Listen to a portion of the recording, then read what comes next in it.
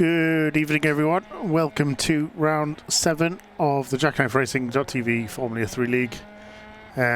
We are at Twin Ring Motegi, and in the booth with me is Bruce McLeod. I apologise in advance. For anything in particular? No, just the general usual, I suck as a human being type apology. So, this is quite a technical track, very, very Japanese. Obviously makes sense being actually in Japan. Do you want to explain what we mean by that? There's a dead car underneath. So you've got lots of fast sections, which the Japanese do love, and then we have a lot of the really, really technical, like medium speed corners where you really have to know how to trail brake. Really is always the key to Japanese tracks like Suzuka. Probably a little bit different than the GT3 or other GT series cars, where trail braking is obviously a lot more, a lot easier to mess up trail braking in a GT compared to the high downforce of the open wheelers. But there is definitely a lot of technical sections, but nice tight sections as well. So you've got the hairpins, so you can definitely try and like duke out occasionally, trying to put the car ahead off as you try and go for an overtake. So if I think in contrast to like Aussie tracks, to me it feels like someone said, here's a nice place, we want to build a racetrack, where will we build it? And let's get the design out and then design the track. Whereas Australia, it's more like idiots going, hey, let's race around this mountain, and then it slowly evolves from a road to a track. That's, I think, sort of some of the difference. It's probably about how they come about. I don't know if that's to do with the fact that Japan is so tight for real estate, as the sun level just dips as we go under a cloud.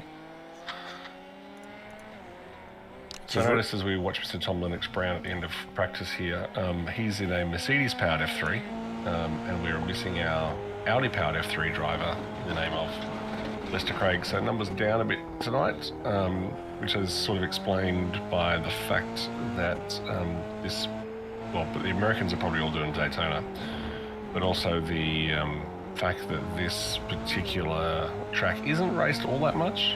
I think I've never actually run an official here, to be honest. It is a nice track to drive on, but you definitely see the participation drop on some of the less used tracks. I think it's a really good track, especially in GT racing. I've had many fond memories here. I was very tight, getting just a few tenths away from getting my first win here in the GT3 and VRS series, and then I made my IMSA debut back in 2020. I think that was in the Ferrari GTE, which was a really good experience at the time.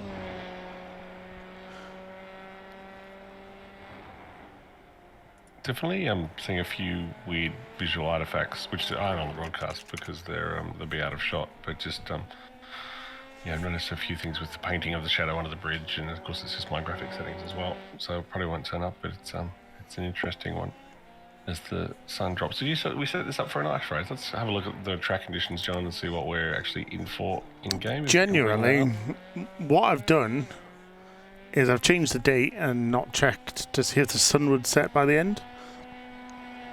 But I think if we pop the weather on screen, it should only be 11 a.m. It is just coming up to 12 now at the end of practice. Sure, it's not 11 p.m. It's definitely 11 a.m. It's very dark in Japan at 11 p.m. But I don't actually know what the sunset time is in Japan in November 30th. So notice the track temp's coming up a little bit, so we try and keep the track temp relatively close, relatively cool. We don't have a set, must be this track temp, but we just try and keep it on the cooler side to keep the grip levels up. As practice comes to a close and we move into qualifying, who's going to be the first out the doors? There's a great aerial shot of lots of overly bits. So I can tell you the sun sets at 4:25. We should have checked on the oval. And this race ends at 15:40, so about 40 minutes before sunset. So it could get a little bit grayer on track by the end of it. It shouldn't be too bad. So who won the pit exit race? That would be Morone, Vincenzo Morone. He'll be out first. Obviously had some good races last week. Good battles with Alan Kwan in race 2 as well. There's obviously that contentious moment where another car was rejoining the track, put Vincenzo on the grass. Thankfully Vincenzo didn't crash or anything like that, but he did lose 2.4 seconds to the car that was trailing him for the lead. So interestingly, we had that great battle in race 1 last week as Mondo goes off behind him off the track. And I think a big surprise for all of us, races included, was how fast the actual pit stops are when changing tyres. So I don't think it'll be such an issue here, given the fact that we actually have some straights and to allow tyres cooling down. So I don't think we'll be anywhere near as marginal on tyres this week as we were last week at Roscoe. This corner is probably one of the ones competitors are really going to have to think about, because it is downhill, so that chance of lockup when they try and just put a little bit more brake pressure through the front wheels is definitely going to cause them some problems unless they are aware of it and constantly on the ball.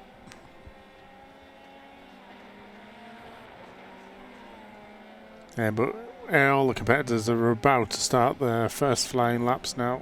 That's 4 past the line. So let's do a quick reload of the overlay, because we know how it likes to forget where it is. So we're seeing our first real laps in Engen now coming through.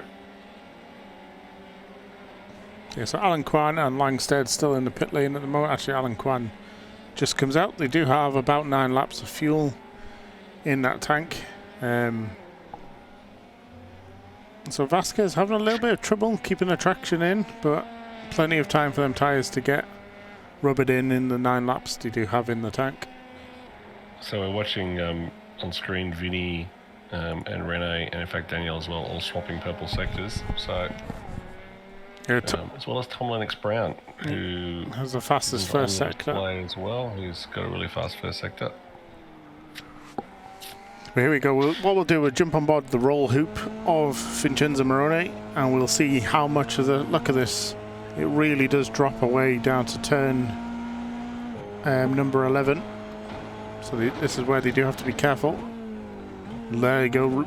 Vinny locks up, completely loses touch with the ground on the inside there. That wheel was a complete passenger.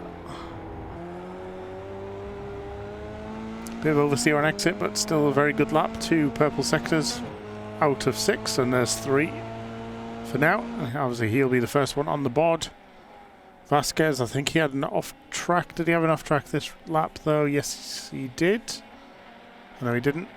That was lap 1, nope. Sorry. Yeah, it was the out lap. Helmut, bit of a slow lap there, just as he's probably trying to bring them tyres in. Seeing a lot of purple from Daniel Nestoric on across those sectors, but still not enough to go faster as he hurt in the middle of that lap. Definitely faster towards the end. Vinny Moroni goes faster again in sector 1. Mola gets a good time on the board as well.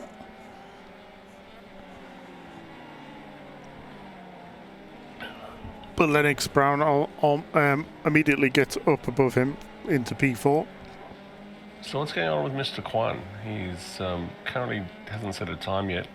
I think he came out a lap behind, I think. Did he come out in fuel? Jump back in? Yes, he did. So Alan did his usual fuel to the end as Nestrovic goes 2 purples in a row, and Vinny puts a sandwich around that with purples. Vinny goes fastest in sectors 4 and 5. A lot of purple there for Vincenzo Morone as he comes through. This is a really crucial part of the circuit to get right, because you do have such a long straight. Just using as much of the angle as possible to get through that first of the 2 apexes, so you can really swing it round the final corner to get that good stretch onto the start-finish straight. So Vinny drops a second on that lap, so really putting down a time. This won't be a slouch from Nesterovic either. Seeing lots of purple across this sector as well. He goes fastest. Daniel comes across the line 3/10 faster than Vinny. So punch and counter punch happening at the front. Still yet to see times from, or representative times from Quan. So at the moment we have Nesterovic on provisional pole, Vinny Moroni second, 3/10 behind, Vasquez Jr. another 4/10 back. As Alan Quan takes that, makes a low out of him, puts it into P3, 6/10 off the absolute pace, so he's got a bit of work to do if he wants to sit on the front row. So let's just quickly bring up the points as it stands at the moment. Vasquez has a narrow lead at 113 over 111. Rennie Helmut in P3 with 106. Lester Craig, he'll be disappointed because he could be, and he won't be overtaken by Case this time around. But Nesterovic, he could get some good points. Seems very, very quick here.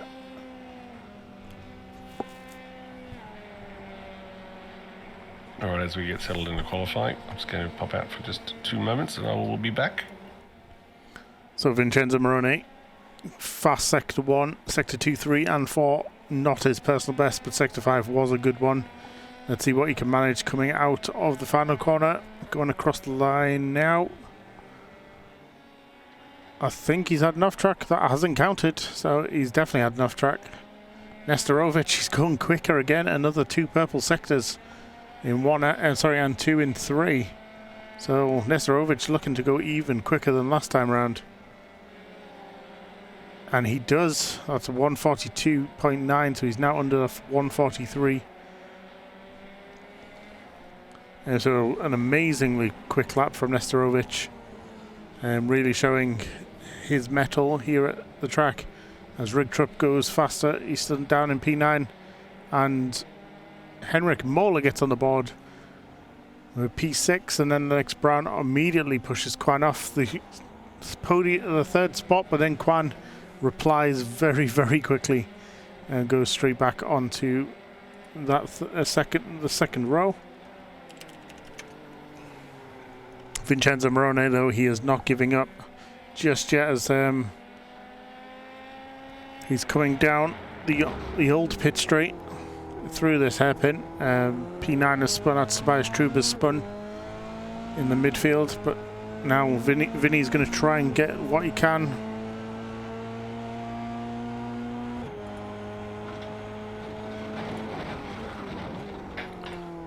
Coming down the hill under that oval bridge, as Bruce mentioned earlier, through the final corners. He's only got 1 purple sector and the rest have been not at his best. But is it going to be enough to dethrone Nesterovic? It's going to be tricky though. Nesterovic is rapid. And no, he's had another off track. Oh, sorry, no. That was a slower lap of 143.6 that time.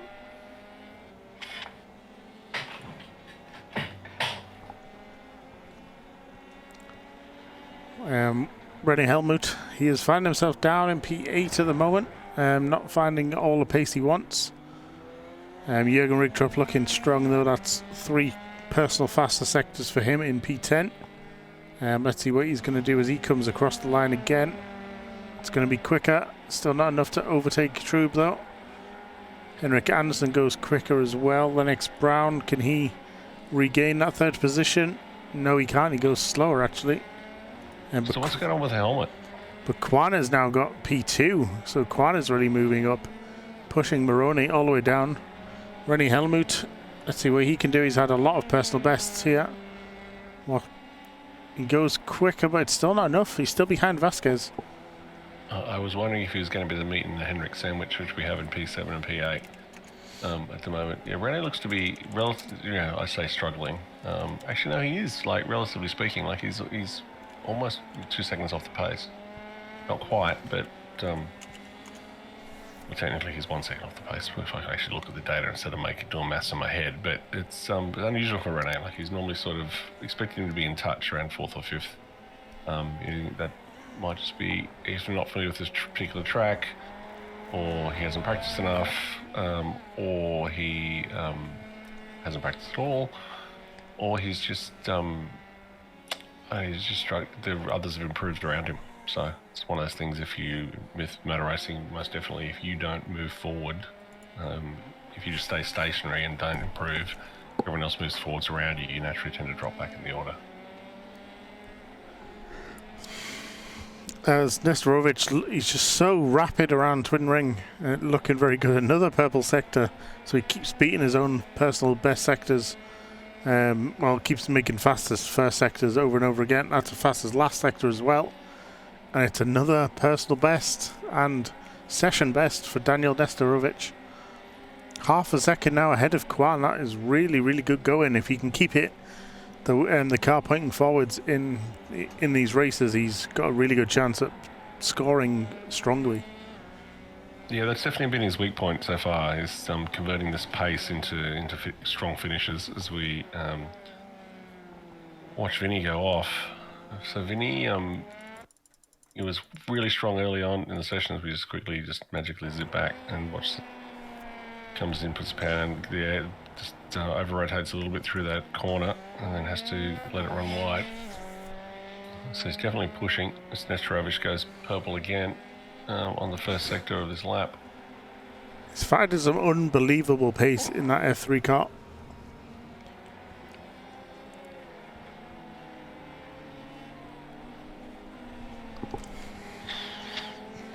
Vincenzo just doesn't have a response from Alan Kwan. He's doing his best, but still half a second behind Nesterovic.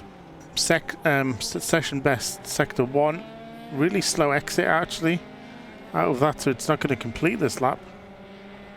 At high speed, must be out of fuel around that 13-minute mark. That makes sense if he's been out the whole time. Oh, no. It's helping in, letting Alan go through. Does he want to draft? Is he trying to stop Alan from... Alan's got purple in sector 4. Getting a draft? Or are we just seeing things run down to their natural conclusion? So we've got 2 minutes left to run, so it's pretty much one more lap. Kwan does not go faster. It's actually a slower lap from Kwan. Henrik Andersson's in the pit lane, Langsid's in the pit lane, Rigtrup in the pit lane. Everyone at least on the board for now. That top 5 is still very competitive. Actually make that top 6. Vasquez is merely just nearly out of the draft rate, like the 1 second range that we normally look for competitiveness. So we're still very, very close. So here's a question for you, John. Should we do accidental oval in the F3 series? No. No? You don't think we'll have them chucking around Daytona or Indy or... cars would blow up. Starts with C. Charlotte would be interesting. Cars would blow up. Blood cars would blow up. Never tried F3 on the oval, to be honest. I mean, if you did a race... Daytona would be like 30 seconds long, maybe even less than an F3. So you'd be looking at like, what was it, like 44 laps for the heat race alone. And we're doing an 88 lap feature race. That'd be interesting. Yeah, it's just worth a thought. Something different. There's Vasquez Jr. He's trying to climb his way back up. He's got above Helmut and then has decided his session is over. Nesterovic, he's gone quicker again. Is it an overall better? Yes, it is. So Nesterovic really on fire at Twin Ring Motegi. So yeah, so it's ridiculous pace as we come to the end of the session with Nesterovic taking pole, cigarette paper between Kwan and Moroni for P2 and P3, with the Aussie winning that battle, current championship leader. Lennox Brown in P4 from Vasquez Jr. at P5. Helmut struggling a little bit for pace, relatively speaking, in P6. Henrik Moller, the two Henriks, in P7 and P8, Langsteed and Scriber in P9 and P10, and Trub and Regtrup rolling out the grid for this shorter field. Shorter, smaller. It looks like they race motorcycles here because they do have the motorcycle grid slots as well. It's been quite an interesting track actually for motorbike racing. Yeah, God, they're so narrow though. Oh no, they're not. They put 5 in a row. Okay, I was just trying to work it. I'm trying out Digital Races Engineer, and I've got that in my ears because I forgot to turn it off. I didn't even start it. We'll see how we go. And we're waiting on Quan. Auto steward enabled.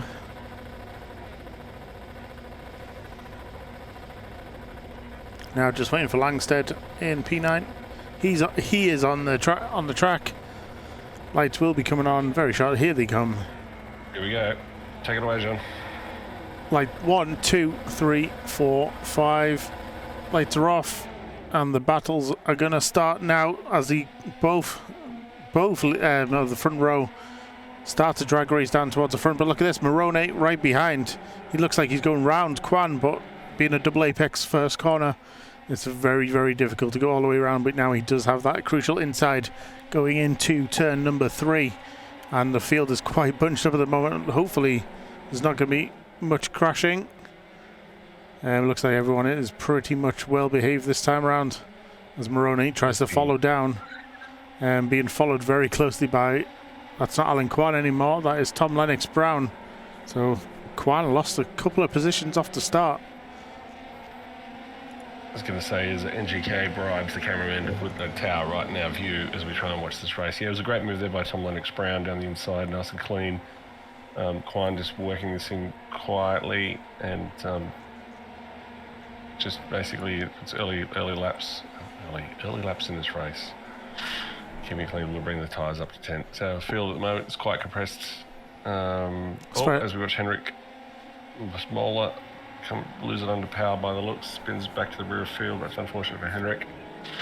Looks like he's from the power too early, unfortunately, with the cold tyres catching him out. So we're seeing a bit of weaving on the straight, and if this continues, I'm going to have to remind people of the little rule. As we head now under the Alpine Bridge, as we go through the final couple of corners, and looks like Nestorovic really getting the power down. Oh, look at that in the background as Tom Lennox Brown, he loses it, and Moroni almost loses it as well. So, Troobs had a bit of a wheel spin, and Lennox Brown finds himself right near the back, possibly going to get overtaken by the Molar as well. So let's have a quick look at that while we can. So he's already a little bit on the grass going through turn 11, and he just over-rotated the first of the 2 apexes, and once he touches the grass, ice in shoes. Yeah, it's quite unfortunate for Tom there. He's showing good pace early. As we go back live, by clicking the live button to get off replay, he says to himself, watching Quan sitting in behind Vinnie Moroni, and Rene has already jumped up the field to undo his qualifying performance. And so Rene ahead of just behind championship rival Vasquez, and Quan just ahead of championship rival Vasquez. So a nice little battle for the championship there in P3, 4 and 5 currently. But look at this, Quan does have a little bit of good draft behind Moroni, and he's really starting to catch. Considering that Nestorovic is so far away, Moroni is just a sitting duck at this moment with so many long straights at Motegi. So what we're seeing here is that raw pace that Nestorovic has. He's just stretching that lead out. Interesting to see how far he goes as he's going to keep pushing. He's going to shut it down because he's yet to be able to convert as we see a bit of a lock up there coming into the right-hander to go under the bridge. As we go on board with Alan Quan at the driver's eye, looking at Vinnie Moroni in front. Rennie Helmut really getting close to Vasquez now, half a second. As Lennox Brown still can't find a way up the field. Finally overtakes True, but Mola's next on his shopping list. Very, very close towards the back there. All four of them at the back. Meanwhile, at rear of field. That's where the overtake's happening. Oh, Lennox Brown goes a little bit narrow. I thought he was going to catch Rigtrup, but they all managed to stay out of each other's way, thankfully. And Lennox Brown now has to chase down Mr. Mola. As jump aboard back with Alan Kwan and Vincenzo Moroni's battle for P2. Rigtrup's had a spin. Oh, he's gone off track briefly. Did cost him a position, unfortunately. So Lennox Brown is all over the back of Mola as we jump on board to look at this action. Lennox Brown, definitely the racier of the two drivers, covering from that spin. So Alan, crucial. Ooh, this is going to be. Oh, it's contact between. Oh, sorry, that was Lennox Brown and Mola. I completely forgot who we were following. Is Lennox Brown? Oh, he can't do the gentleman thing because Henrik's broken. It's a full-on Lando moment there. It is definitely broken. He's trying to redress, but he can't. No. So jump on board again with Vasquez and the helmet battle. Looks like Vasquez goes a little bit wide. Isn't Rene going to be able to send it down the inside going through turn 2? Not quite yet, but this is going to be a nice tight battle as they go through because it's a huge double apex corner. Being too narrow doesn't help, and Rene and Vasquez come together again. That's kind of the theme from practice. Henrik Mola does have a meatball, unfortunately. That is confirmed. Unfortunate for Henrik. I don't think it was in doubt, seeing his car bouncing around in the rear suspension. Exactly. An unfortunate racing incident there, and then some excellent sportsmanship showed by Tom. Unfortunately, he was not able to redress it. But it's good to see drivers know when they're in the wrong, trying to undo it on track. Makes that job a lot easier in race control. Just seeing a good ad for Cube Controls there on the front. Oh, is that Benjamin Langstead's car? Or is that? No, it's the front. That's the front of Scriber. Scriber. The only reason I don't have a Cube Controls wheel is because it was sold out at the time I was going to buy a wheel. So I went for GSI instead. Happy accident. I like the flash up pit limiter button on the Cube Controls, but I can't say I'm unhappy that I've got a GSI. Like, it was only like splitting hairs pretty much for which wheel I was going to get. Flashing LED on the wheel isn't good enough. It was very close. I must admit, I think you look at a wheel that has backlit buttons, you think, I want backlit buttons, but I'm almost guaranteed as soon as you had a wheel with backlit buttons doing a night race, you'd be like, I wish I didn't have backlit buttons. I mean, I do a lot of content creation, Bruce. There is no darkness for me. We're doing content creation. It's all pretty much daylight. As Amanda Vasquez goes off track at the double apex corner, hopefully there's nothing untoward happening there.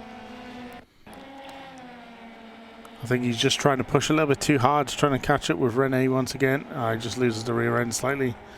And unfortunately, a twin ring, you have to just take it and wait for the off ramp road. I'm disappointed those cones aren't scattering everywhere, but I think they're actually bolted to the ground at this track. Alan Kwan still can't find a way to catch up with Vincenzo Moroni at the moment. 7/10 there, but Nesterovic hasn't pulled away as much as I thought he would. Since lap 203 he was about 1.7 seconds already. I think he's just trying to play cool, keeping them tyres in the great operating range. Yeah, I think he's just playing it smart, either by design or by accident. He's just maintaining that gap out front. 2.6 seconds is enough if you make the odd little mistake here and still have enough buffer over Moroni. So there's sort of no point pushing And that's, I suppose, that's easy if you are the sort of driver that can choose the pace that you run at. I know for a lot of people, when you try and run slow, you either run ridiculously slow or you actually start to introduce mistakes, so you're better off just pushing anyway. As we go on board with Alan Quant on the back of Maroney, so Alan's a little bit tighter here, but he's taking a wider line. Looks like Alan's got a good run on him coming into the straight. He's definitely getting close. As we go through that double apex line we just saw Vasquez go off on. Can Alan Kwan keep the momentum? He has got some good momentum out the second apex, sorry. But once again, this straight is just not long enough.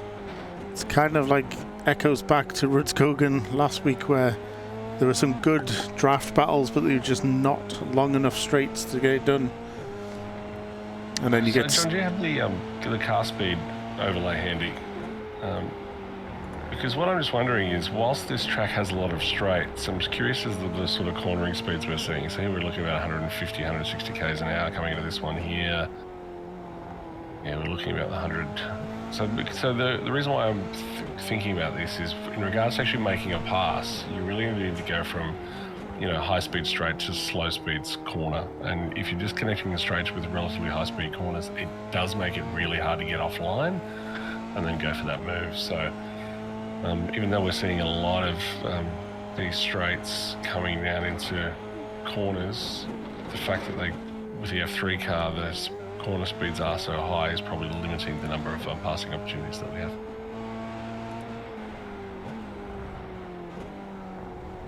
Thank you, John. You can take the speed away, so we can have a look at that battle box between Vinny and Quan. I was just looking at the top speed difference. I think it does it lap by lap rather than overall. And it looked like 2 Ks quicker was the other lap for Alan Kwan. So it's quite interesting. That draft is a little bit powerful if you can get there, but like you say, trying to carry the speeds through the slower to mid corners is definitely throwing some issues at him. It's interesting. So this is why you're seeing a lot of cars, new cars now that are being developed for racing series, like the F1 cars from last year, where they're actually looking at this exact problem and trying to make it so the car behind doesn't suffer and it can just pull up behind. So this is where a bit of DRS would definitely be changing things. If the F3 had DRS, hint, iRacing. As I'm just wondering, where could Alan Kwan get it done? Obviously, we got this huge back straight, but it's getting out of here without the oversteer, and Alan Kwan just seems to have too much oversteer coming out of that corner. And I think he does lose a tenth or two before he can get in the draft, really use that to his benefit. Lock up there from Vinny. So Vinny is not infallible. But I don't think it means much in the grand scheme of things at the moment. No. So if we jump down the order and have a look at the Langstead Scriber fight, I think there's a bit of a mistake just happened. So what you're sort of seeing is a similar sort of thing here, where these cars are all around that 1 second gap to each other. Unable to sort of, and looks to be the following distance. There's not enough draft in these cars to really close that gap down in the straights, but it looks like there is enough disturbance to basically make the car wash out through the corners. And is that a recovering Moller as well? That's a Vasquez recovery. That's Vasquez. That's going to be quite detrimental to the championship. Vasquez leading, but he's only getting 1 point in this first race, where Alan Kwan will pick up, I think, about 6 points for P3. So it's definitely interesting to see how that switches things around. The Red A will gain a small advantage as well. Yep. Alan does really need to find a way to get past Vincenzo Moroni to try and get just a couple more extra points. As we hit, there's only this round and then 2 more to go. 2 very good tracks as well coming up. Red Bull Ring, used to hosting open wheelers, and then we finish with Watkins Glen as the very late moves both cars there. I don't. What's interesting is I saw Vinny Maroney put 2 very black marks down on the track as he exited that corner. So very much struggling to put the power down, overheating the rears, which has given Alan the sniff and let him get all over the back of him. Yes, as you were saying, John, Red Bull, such a great track. Plenty of passing opportunities at that track because you have the massive speed difference at the end of the second straight, and we have the round the outside and die corner where we've seen Lewis Hamilton come together with multiple people at multiple times. Oh, you should just say Mercedes have come together with multiple Red Bulls. You could put it that way as well. Sorry, I was banging my head on a microphone. Sorry for that. And Guan's just all over the back of Baroni, so I think he's probably done a better job looking after his tyres, and Vinny's really struggling here. But he's only got 2 laps to hold on. So watch Vinny's really getting sideways here. So it was a bit of a surprise to Vinny that the tyre change happened so quickly, and with Alan taking tyres and Vinny not last week. So we might see, as we're in a lap, sort of right at that halfway mark with the tyres, for Vinny at least, falling off the cliff. So we might see a bit of a tyre change battle. I think we definitely will see a pit stop battle in the next one, because I think we would definitely see Alan trying to undercut, given the situation, if we're in the future. Alan's got a great cutback here. This is his chance. Look at that time already coming down. He's going to be within, I think he could be side by side by the end of it, but once again, Vinny cuts the inside off just to eliminate that vortex of danger. Yep, a good early defensive move there, letting Alan know not to send it down the inside. So Alan goes a lot wider, trying to carry more speed through that combination under the bridge. Once again, very squirrely from Maroney. So he's on the start-finish straight. We've got 2 to go after this. Now Quan has a look, has a think about it, backs out of it. Definitely carries some more speed, unable to use it.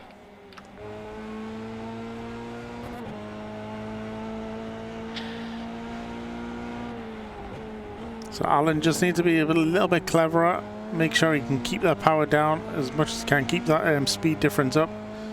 I don't think it's going to be enough for him. He's going to be in that same position as we come down into turn 5, where he's just going to be close, but not close enough.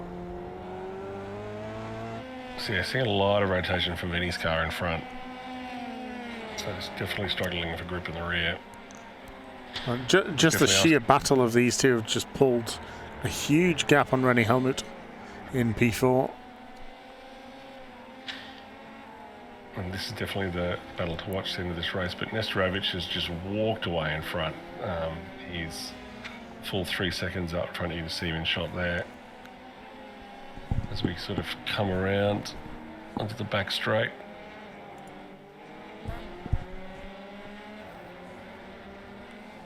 There we go, Alan's making the move early, signalling his intentions. Can't do it. Pulling back in. Now we're about to head on to the white flag lap. 1 more to go. Can Alan find a way? Just like Jurassic Park. Nestorovic just walking away out in front. Alan doesn't get as good of an exit out of turn 13 there. This time round, Vincenzo was able to keep the car pointing straight at all times. Huge double apex corner as we go round the paddock here. And Alan's very close, but not close enough. He's only 2/10 off Nestorovic in the same pace as Helmut now, so Henrik Mollet. Now we're doing is it a full reverse grid or only to P10? Top 8. Only the point scorers reverse. It's a bit of a shame. We could have seen Henrik Mollet. He looks like he's found his way around here now. After changing cars from the GT3, so Quan has a look. Needs to definitely be win. Probably has to be under 2/10, I think, going into that final straight to be able to do anything about it. He'll need to be very close here, but very clever, playing it very wide, trying to get that cutback like he did a couple of laps ago. which really accelerated him close to Vinny, but he was just unable to get past because very narrow, and Vinny cuts him off, and that's going to be enough, I think, for Vinny. But it's going to be close for Alan, who's going to move first. That is going to be crucial. Henrik Steenmoller crashed again. Alan's got the inside this time. Is he going to go for a send? No, he isn't. He is a good driver, and he doesn't want to ruin races. But definitely a very good battle between Moroni and Quant. And Nestorovic wins by 2 seconds in the end. I think he just cooled off towards the end. Made sure his tyres didn't start letting go. But that was some fantastic driving from P2 and P3.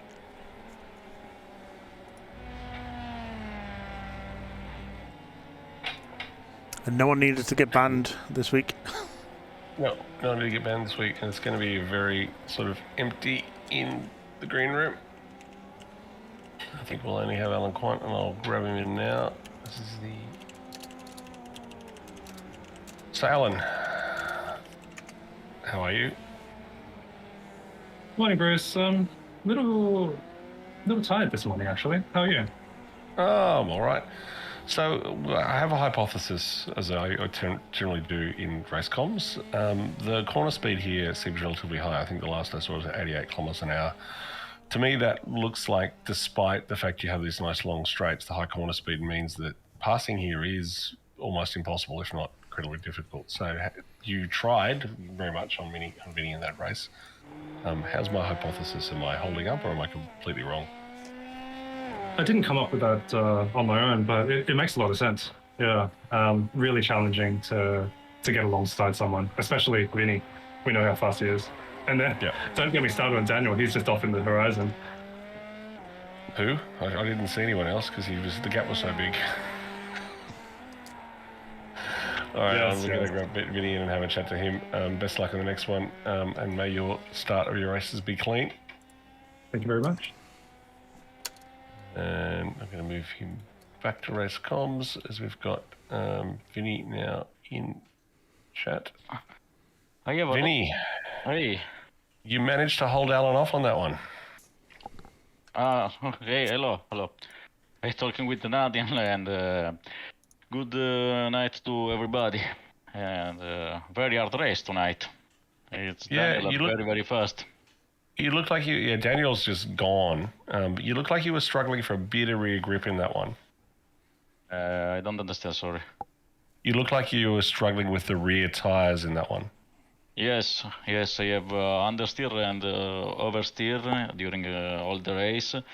And on the first lap, I lost the slipstream, Daniel's slipstream, because I have do a mistake in the last turn. And after a good battle with Alan, very close every race. And funny race, I'm happy, and I will do better in race 2. And good luck to everybody. Cool, we look forward to seeing that. I'll let you go, Vinny. Thanks for joining us. Bye-bye.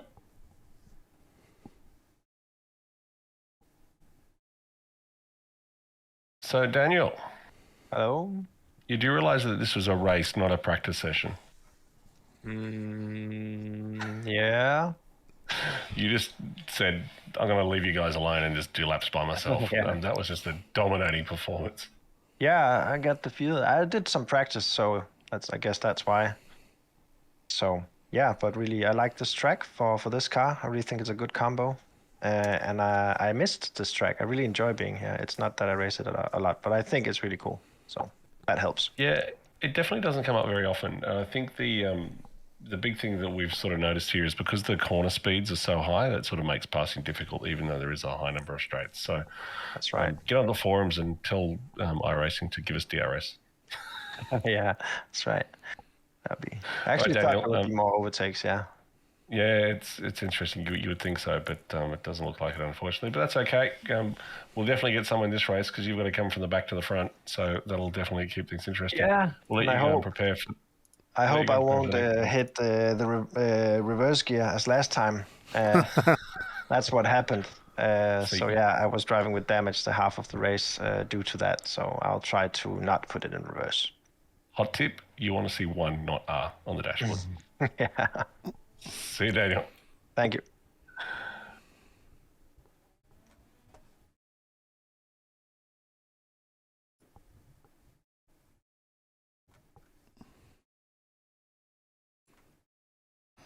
I think Bruce dragged himself out of the channel.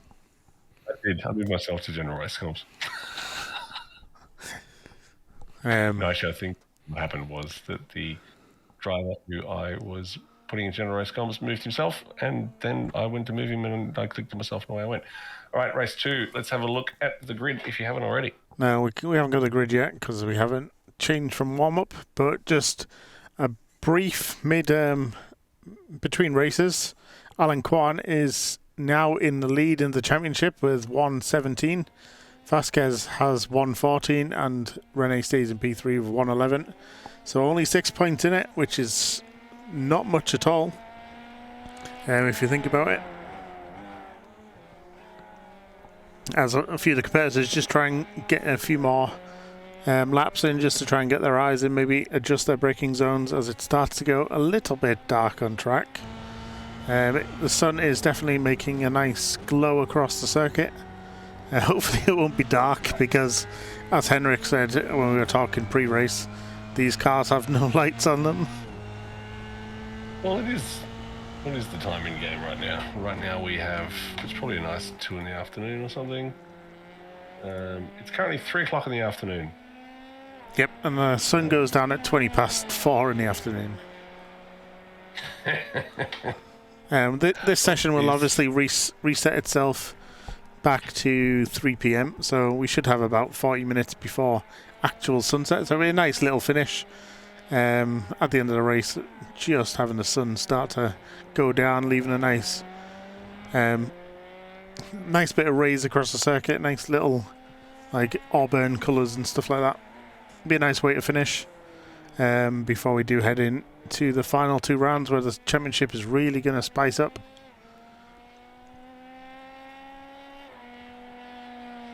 I might just make it look really pretty by just playing around with my gamma and my contrast. That's why I use Samsung Bright so I can see in the dark. Yeah, but you're missing out on the fun.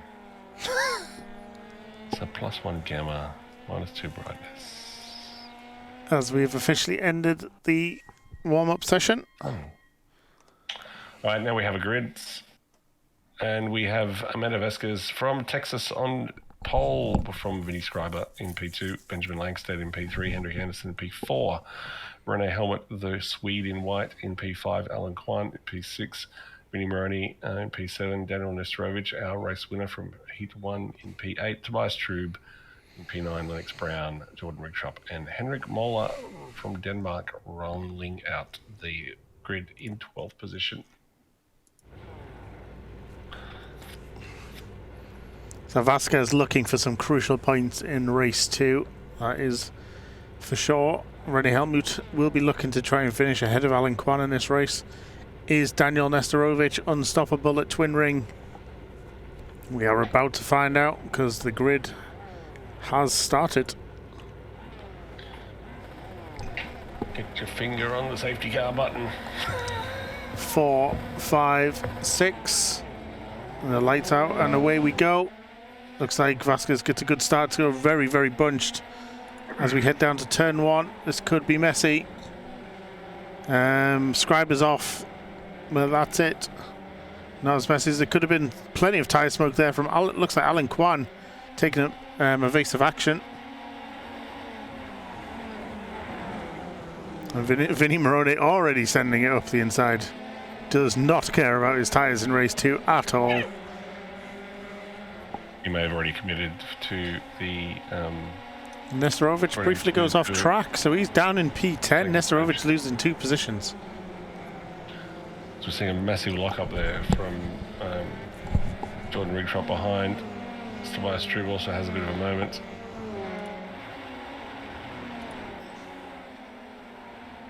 As So we have the top 3 in the championship are currently the top 3 in this race. no surprises. These boys are up in the championship because they're not slow. So we've got Vasquez leading for Kwan, almost out to a second gap.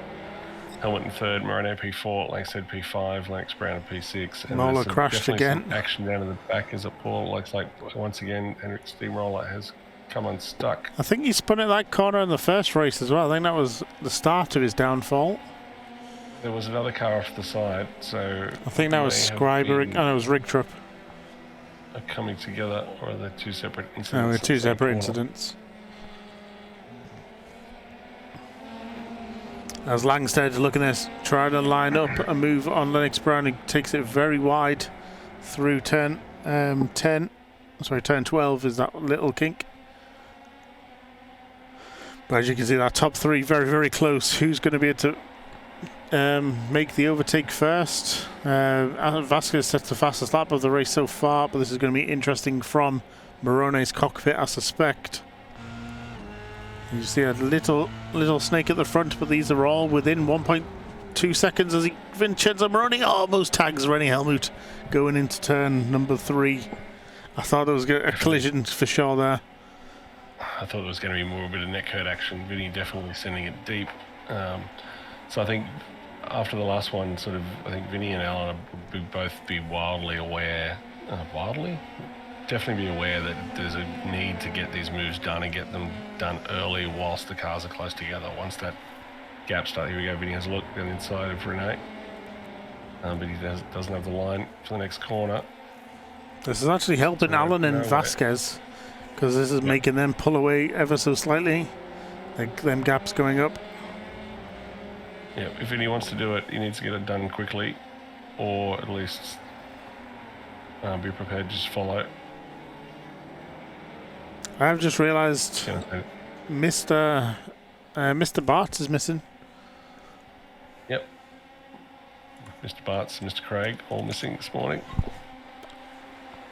I'd be suspicious if Daytona was a multi-team event, but it's only a single driver event. Yeah, and I think you find Team Duct Tape is probably having a private test day somewhere. It might involve beers. Who knows? We've got Kwan all over the back of Vasquez. He's having a look this time around, and can't get it done. Meanwhile, at the back end, Nesterovic does get it done on Henrik Anderson.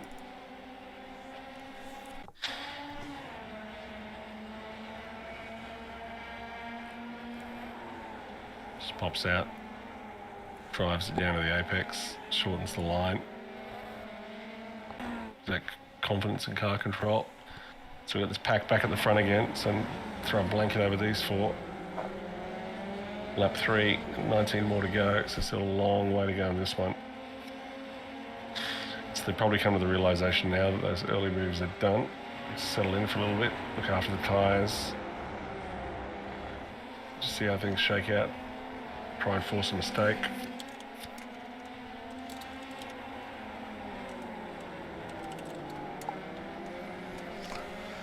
But look at this, all so close, still around like 1.3, 1.4 seconds, but like between all of them, so very, very close. Not much between them. Let's bring up that battle box. Very, very close, as you can see.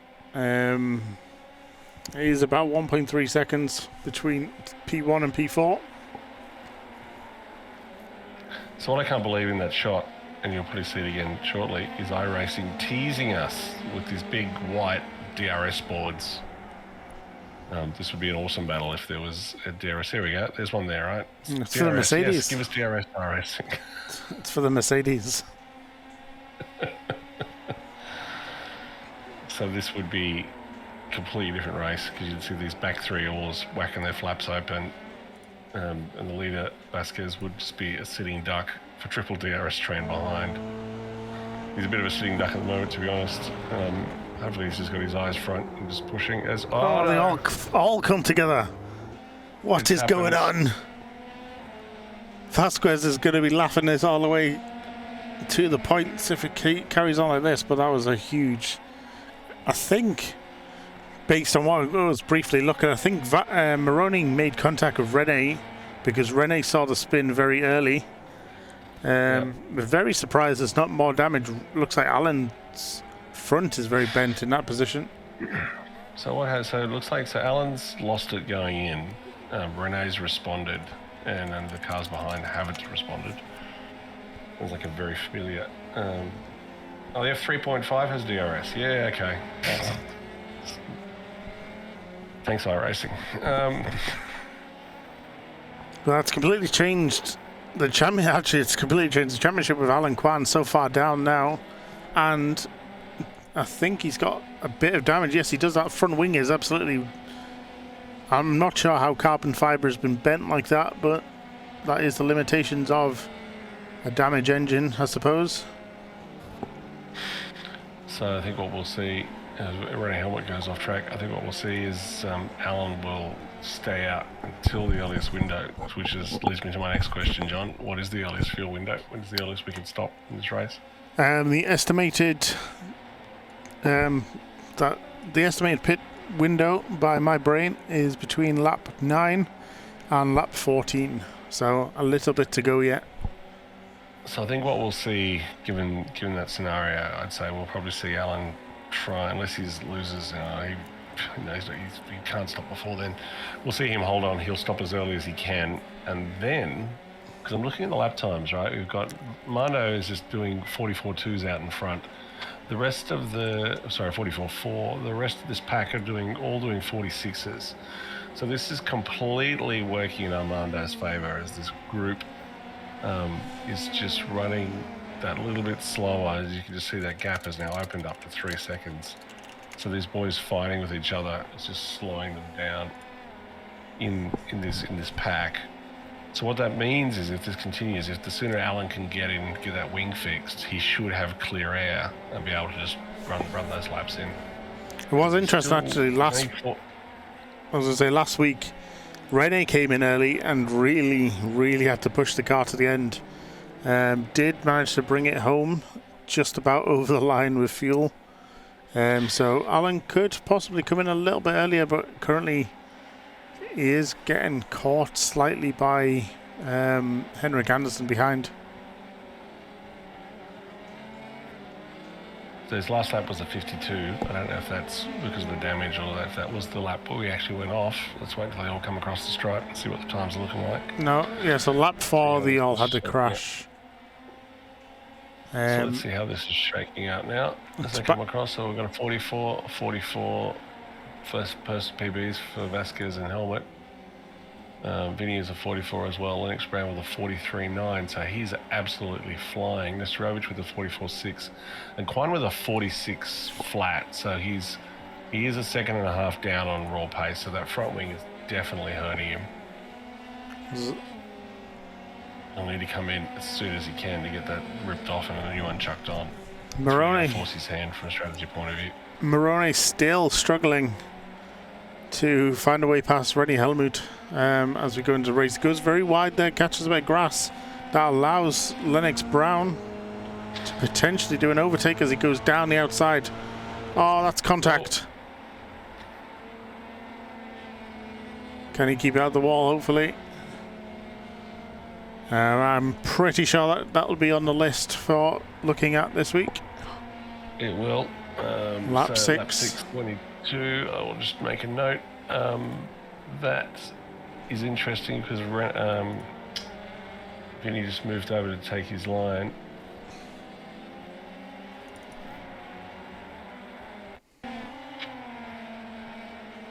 Zeffy's getting very animated in the visitor booth.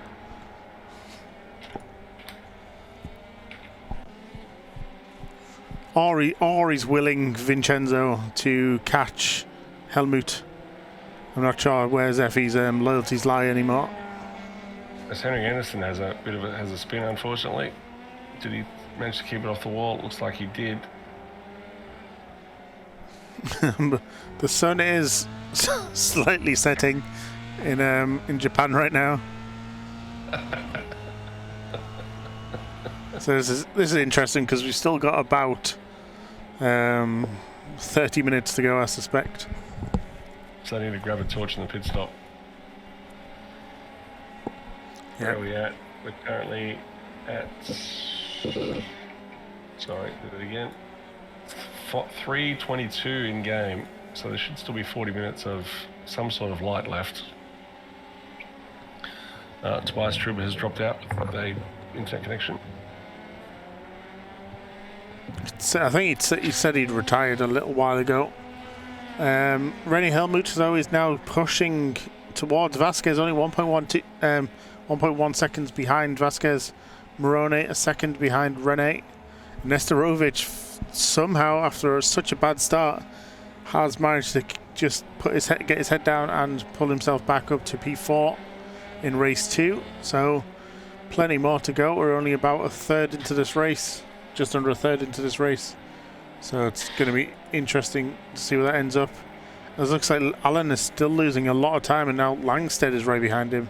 Let's see the difference in gap here, because we saw it in the that's such a drag on his top speed, I think, for Alan Kwan, because Langstead really just caught him up without really any fuss. Goes a lot more narrower than the fast guys, though, does Langstead.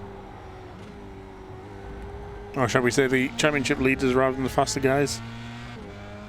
Yeah, so it's interesting. You can definitely see that Alan's making all his speed there just by better line, better entry, better exit, but he's definitely hurting from a top speed point of view. So this is lap 8, so we should definitely see Alan racing into the pit lane shortly as he sort of gets out of the way. Actually would be smart for Alan to do this and use the drag, use the toe to get around instead. But Morone once again caught right up to the back of Rene, so this battle's not over. Rene is just pretty much keeping the same amount of gap to Vasquez ahead, but Vincenzo Morone definitely pushing as hard as he can. Alan Kwan and Mola very, very close together behind. Sorry, Mola is now very close behind Kwan, trying to overtake him. But yeah, I suspect Alan Kwan probably wants to come into the pits as soon as possible. Take him, get a brand new shiny F3 and probably some fresh tyres as well. It's a very low risk doing it where he is at the moment. Alan Kwan still has the top speed on this battle for 6th, apparently, though. I don't know if that was recorded earlier before he had the damage. I can only suspect. But look at that, Mola's now very close. This pit entry, though, sorry, John. Mola had 245. Kwan only had 239 or something, 31. So massive difference in speed. Kwan still doesn't come in, though. I can't see. No, I think it might be lap 10. Your maths in your head might be wrong. Well, the maths in my head are automatically calculated by a spreadsheet, so I can tell you the tank is 20.5 litres at maximum, and it's 1.4 litres per lap. Yeah, so it should be right about now. Do we get a bit of sun peeking out behind the clouds? And that's as well. Does include the calculation to go an extra lap at the end. So my math is even more correct.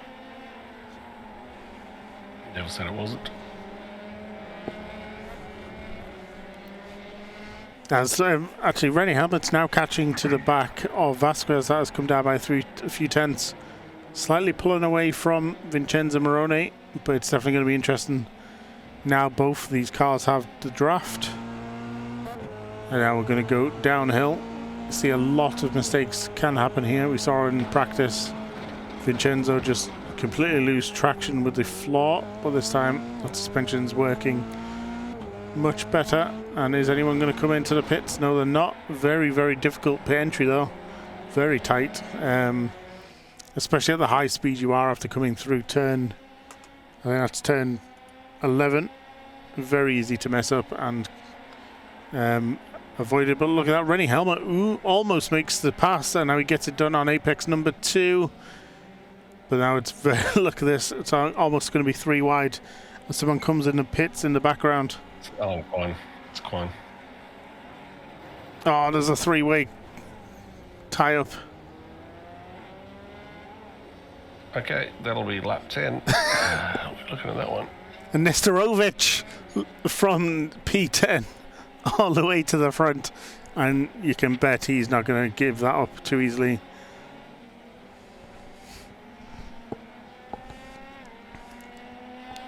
Obviously, we don't make too much judgment from the booth, but we'll have to have a quick look at what happened here. Looks like 3 tried to go into, at best, 1.5 cars width, and that was just never going to work. I have a theory. Benesarovic does lead by 3.6 seconds. He probably doesn't believe his luck in the cockpit there. Rennie Helmut 3.8 seconds behind, with Moroni closing him down. Vasquez finds himself down in P number 6. Unfortunately, he got spun around, so he had to first leave the circuit safely and then had to get the car pointing in the right direction. All right, so Quan's out. Let's have a look and see. Vincenzo's past Moroni. Settle down. Sorry. What he's. Here we go. There's the not the leaders, but P2 and P3 jump into the pits. So here we go. Another pit lane battle. 1 second. Let's have a quick look at how weird this pit entry is. So you've got the high speed entry here, and then immediately, with no room for error, you've got a really tight S section. Moroni is coming out of the pits already. Rennie Helmut is in longer. Now he's leaving the boot. No, not the booth, the box. So many bees. So did Rene take tyres? And did he not? So Rene was 5.23 seconds. Oh, Vincenzo Moroni had a drive-through penalty. Ah, he hit the. He hit the 12. So he's gone up to 12. So he went past the 10. He's going to have to be careful because that's a stop-go next time. Interesting. So, RS Control doing the stewarding for us, dishing out the penalties for this contact. So that's going to be interesting because he's still yet to make a pit stop. I wondered why he was just so quick compared to Rene. But that does obviously solve the issue. And he's the first one to receive an auto-steward penalty since Victor Solano in Kota, actually. Yep.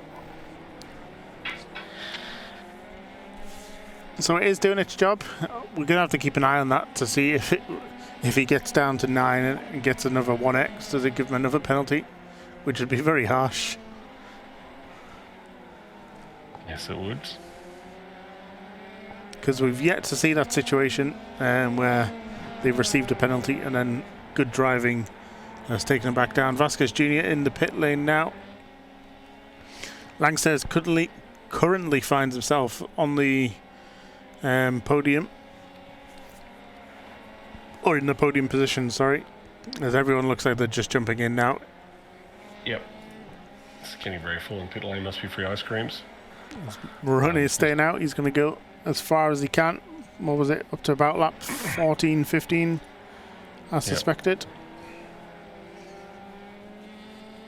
So Quan is now starting to come back up the order as the cars that are ahead of him pitted. So Quan is now already ahead of Vasquez.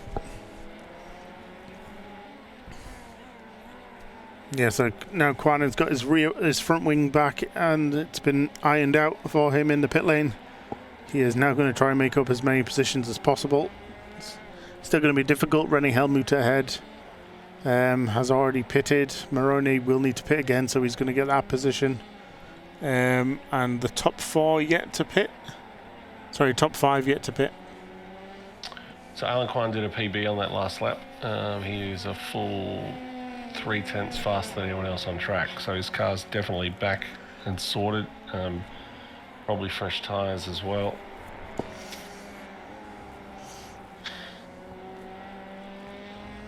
So definitely a lot of interest going on. Is Henrik Mola not again?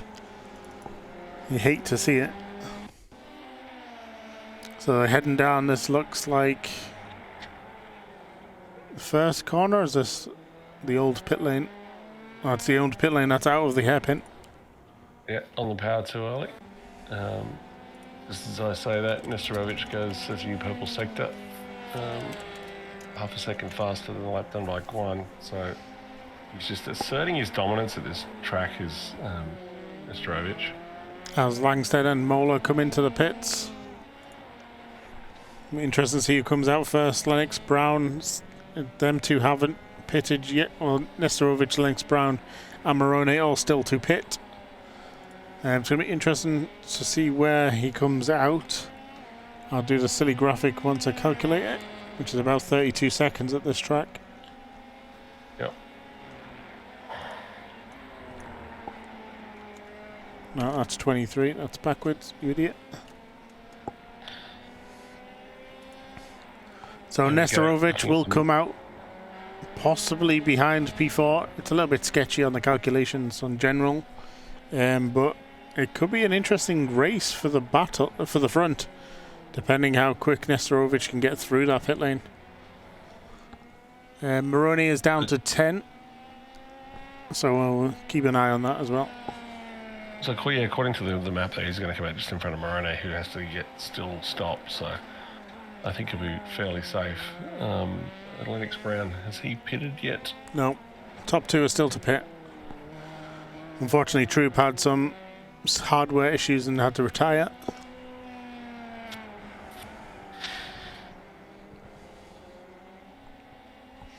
Lennox Brown and Nestorovic not coming in this time. Look at that. Overall best from Nestorovic on lap 12. That was a lap ago actually. But he currently holds the purple lap, as Moroni is doing his mandatory stop now.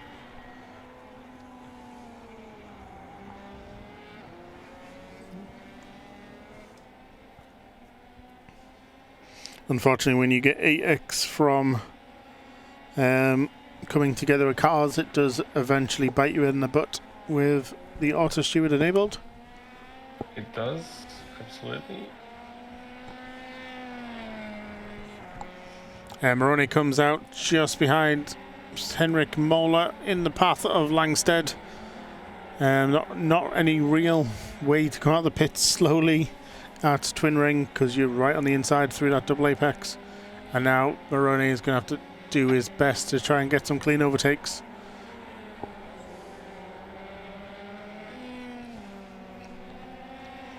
It'll be, obviously we're all awaiting when Nestorovic and Lennox Brown come in. Lennox Brown 5 seconds behind Nestorovic, however. Let's look at the true gap. So you are right. It's touch and go whether he'll come out behind René Helmut or not. The way the timing lines work in iRacing, it's hard to work out whether they're actually going to stop. Now Nestorovic comes in very, very gingerly into that, and so Lennox Brown right behind him as well. So it's all going to be about where René is. He's quite far back at the moment. 15 seconds. Is he 15 seconds behind as it is? I'm not sure. Nestorovic is still in the box. 7 seconds to go. I think he's going to be safe. He is. He's already moving. So René Helmut will stay P3, I think. I don't think he's going to get Lennox Brown either. It's going to be very close. But just enough. Just enough. What was that? It looks like there's going to be nothing in it. Yeah, very, very close to the back of Lennox Brown there. This, however, if René can find a way into P2, that's going to help his championship massively. Because he'll have Kwan and Vasquez behind Lennox Brown. As we've got 8 laps to go on a very golden Japan. At least it's golden and not darkened. So we got lucky in that respect, John. It's about 1 minute 43 a lap, so that is about it's probably about 10 minutes left of the race. It shouldn't really change that much, but what do I know? As Langstead is chasing down the back of Henrik Moller, his Danish compatriot. Is there a way through for Langstead? Not yet. He's going to cut back as they go through the S's of turn 7-8. We're just not enough at the moment. Rigtrup in the pit lane for his possibly his it's his second stop. That's why I thought you hadn't done it. He'd already stopped. But look at that, Henrik Anderson as well, just behind the this battle that we've got going on for P number 7.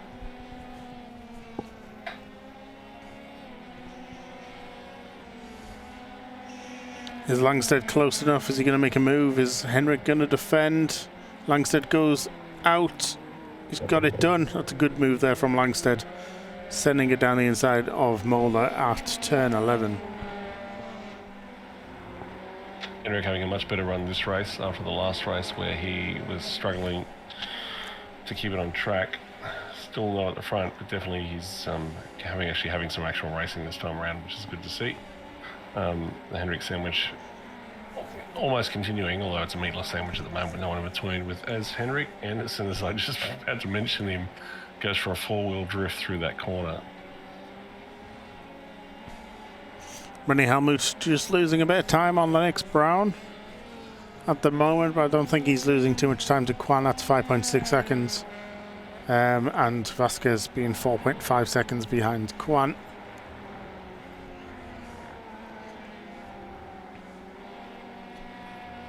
So maybe like the feature race might be a bit too long. But I know the competitors love the pit stop, and you can't really do a short race with the pit stop. It just doesn't make sense. Well, you can. We could.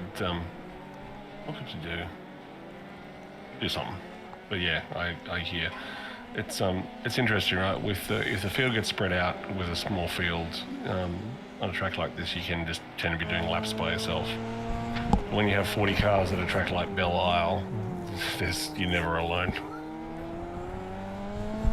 Yeah, it's a shame. I don't think we've done Belle Isle yet in the F3, have we? No, I don't think we have. That'd be a roller coaster. Now, do you have HDR enabled or disabled? I don't have HDR. I turned it on. Because I turned it on yesterday, so I'm getting a nice shot on my screen of the sun peeking through. So I only have HDR on my widescreen fourth monitor. Yeah. So yeah, I'm talking about the iRacing effect.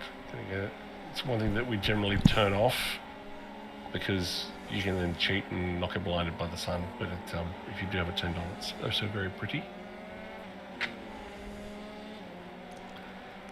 This looks like, is that Moroni just ahead of this battle? Yes, it is.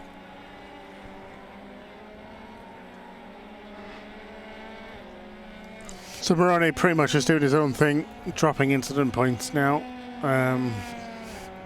So he's now behind the threshold of the drive-through, which will make sure we look into to see if that changes in the future. Alan Kwan did have a purple sector briefly, I think, on last lap.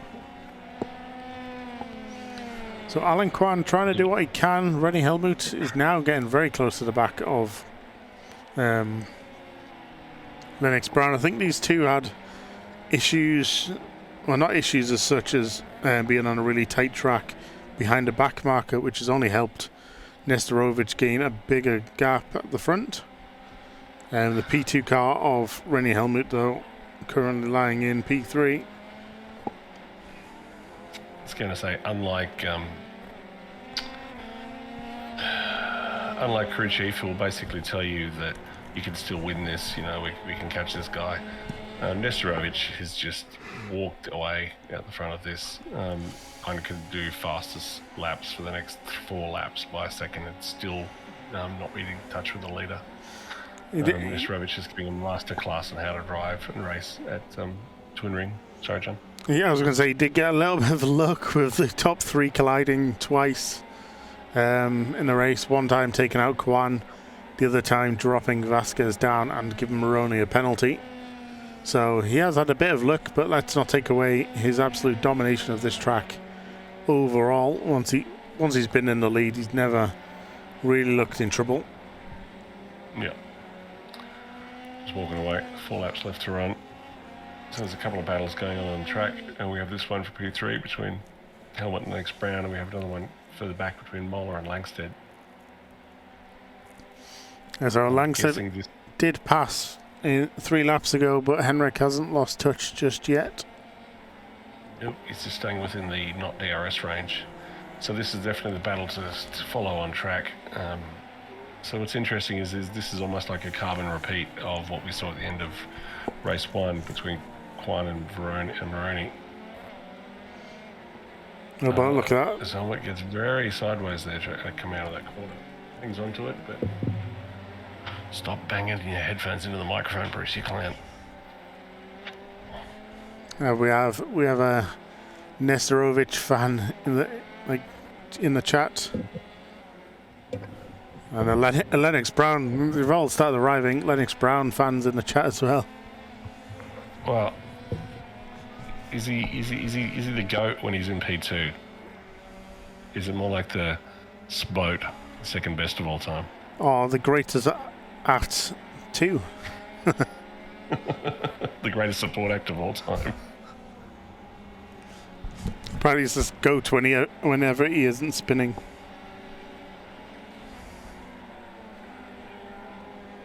He's definitely, don't get me wrong, like he's definitely a quick boy, but he's definitely been outpaced today by Nesterovic. You love to see it, especially when the fans get involved. This is less toxic than an F1 race, that's all I'm saying.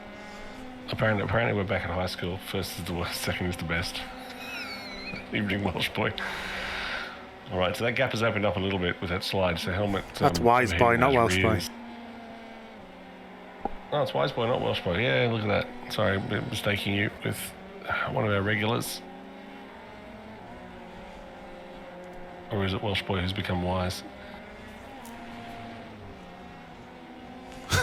No takebacks, he's now Welsh. Yeah, this is true. I don't know if I've got room for another Welsh boy in my life. Just watching Lennox Brown there go very wide, putting both wheels on the grass. But not picking up an off track, so interesting. There's that lovely shot for those that can't see it of the sun peeking through.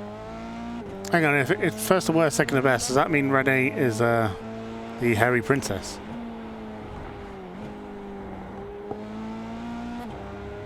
Alright, I'm going to leave all Toad, Peach, Princess references out of this as we watch Helmet really crack down on Lennox Brown, trying to prove that he is actually the GOAT. Yeah, so it's going to be a definite difficult 3 laps for Helmut and Lennox Brown. Rene will be pushing as hard as he can, trying to keep it within the confines of the white lines.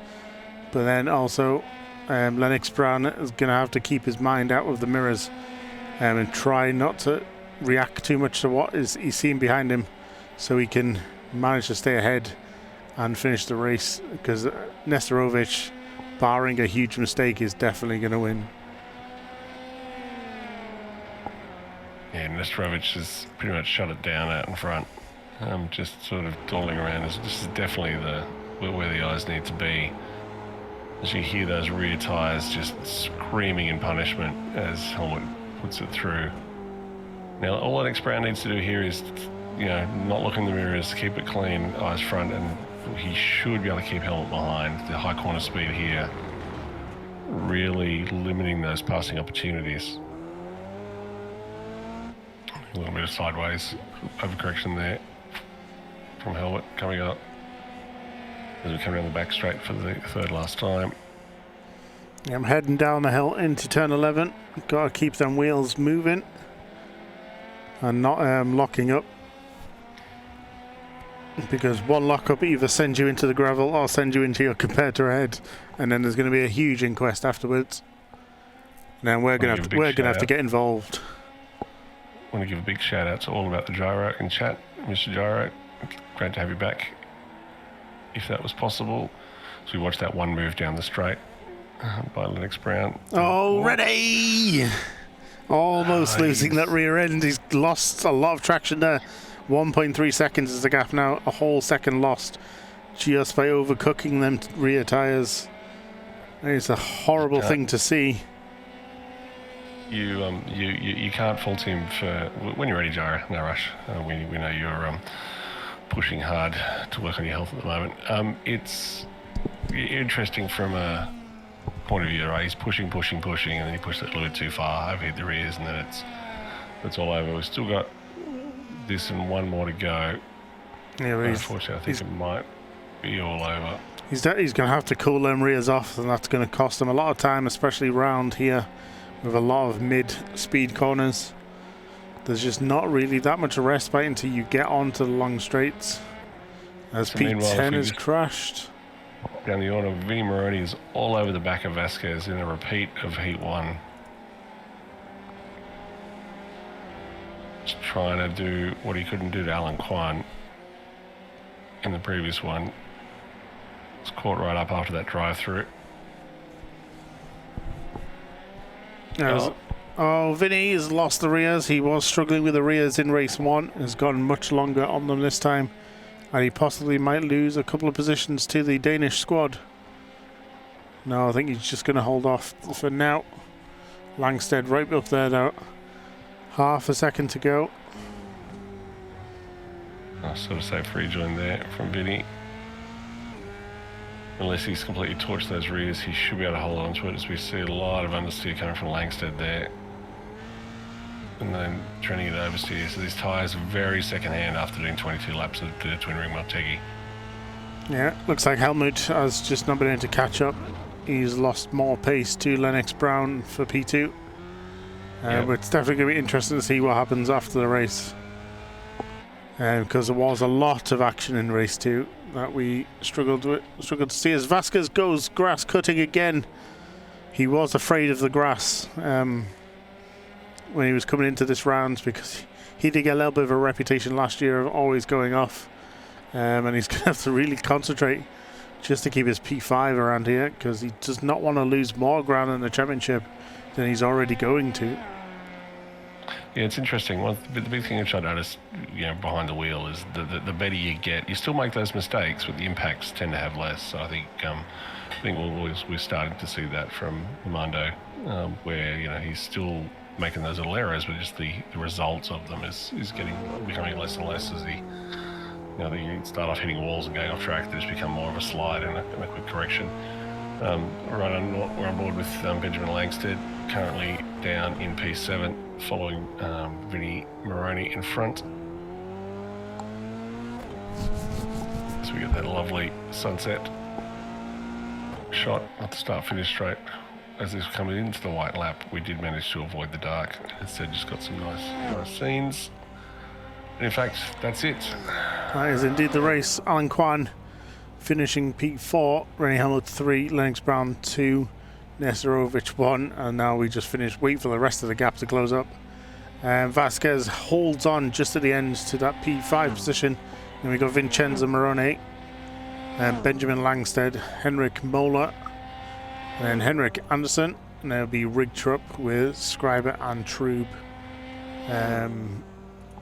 retiring. But it was a fantastic race when we did have action. Cars being very close to each other, trying to outmaneuver their opponents. So given the size of this track and the fact that we could have had a field spread out very widely around the track, we actually, I think, got really lucky with the races that we did. So we've got 2 rounds left to go, John. Where are we next week? Next week is Red Bull Ring, which is going to be a very, very fun race. And then we have season finale at Watkins Glen, 0 bus stop. So we have most of our podium in the green room. Should we give him a podium? Do we really want to be doing that? Do we really want to give Renee Helmut a platform to talk on? Yes. I suppose we do. Renee, you Yes. almost got there, but then you didn't. Yeah, I just watched the incident. I don't know about that. In the car, it felt totally like he understeered into me, but after watching it, it didn't look like it. So more, I don't know. Just unfortunate for us both, I think, for Armando and me. Yeah, I think there's a few incidents we took note of that were a bit unlucky. At least looks like in that one you had a bit of pace to sort of get up there, but then you started to lose your rears a bit. Yeah, I was fighting hard against Tom. I was a little bit quicker in the end, but to overtake here is not easy. He defended well, and then when you get off the line, there's not enough grip, and then I lost the rear sometimes. So in the end, he deserved P2. I get P3. I'm happy. Well, congratulations. It was a shame you couldn't get further up, but there's always next week. Yep, I don't know where we are, but looking forward to it. Red Bull Ring. Oh, okay. I still look forward, but not as much as before. unless he lets me put you all on an oval. See you ready. I'm fine. Yeah. All right. So let's bring in Tom Lennox Brown. We finished in P2 in that one. So Tom, the man with all the fanboys in chat, how was that from you for that one? That was really fun, actually. The feature race was really good. P10 to, I think P10? Yeah, to P2. Really enjoyed it. Had a few scrapes along the way, but it's all good. Yeah, good fun. So I'm just trying to battle with my sim that's just trying to control itself. So Tom, we saw that Renault had a bit of a run at you towards the end there. What were you thinking? Just eyes front, not looking in the mirrors, or were you actively concerned about him closing down and trying to make that pass at the end?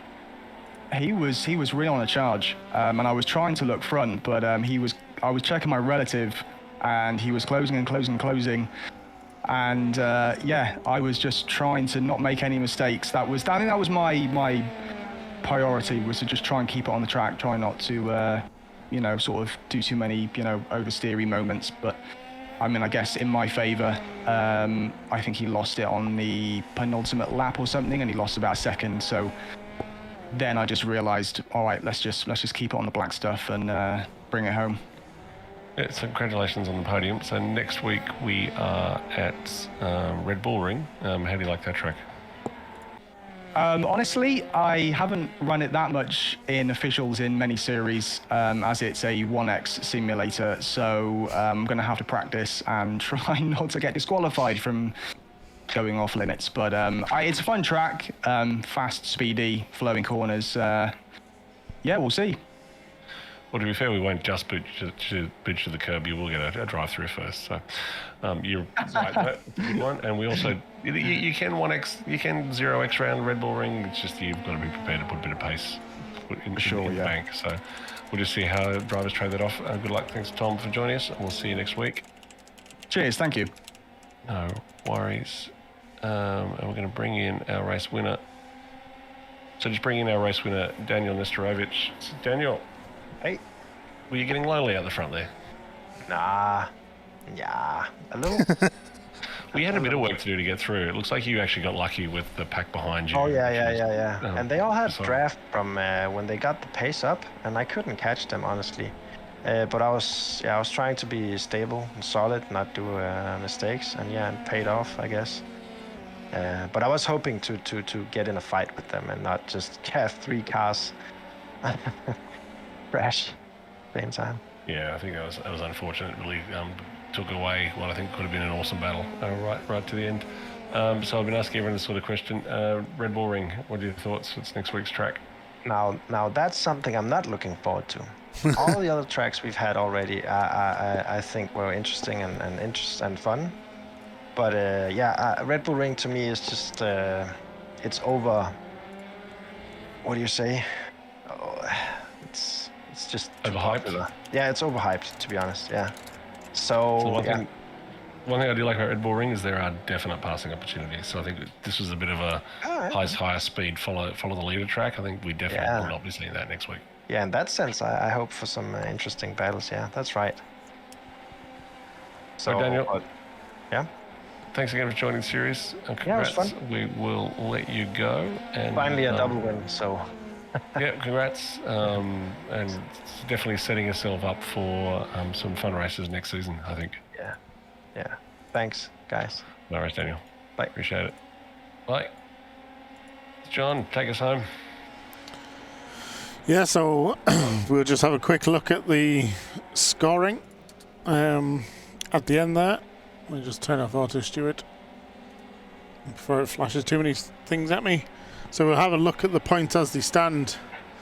It's going to be very, very crucial. Alan Kwan is in the lead by 3 points over Rennie Helmut. So Armando Vasquez has lost 2 positions after both rounds here. So, but still very close. Only 5 points separate first and third. I know some of the drivers were a little bit unhappy about the lower points in race 1, but I think it's really helped to keep that championship nice and competitive towards the end of the season, which we do like to see. But we are going to say goodnight for now. It's been great hosting the race here at Twin Ring Motegi. And we will see you same time next week. Bring all your friends, bring all your fans, because we'll be going hard at Red Bull Ring. It's going to be full of penalties. It's going to be a cracker. We did no idea what the result's going to be for that one. The only thing we do know, there will be plenty of action. So good night, everyone. Thank you once again for joining, and we will say goodbye. Bye.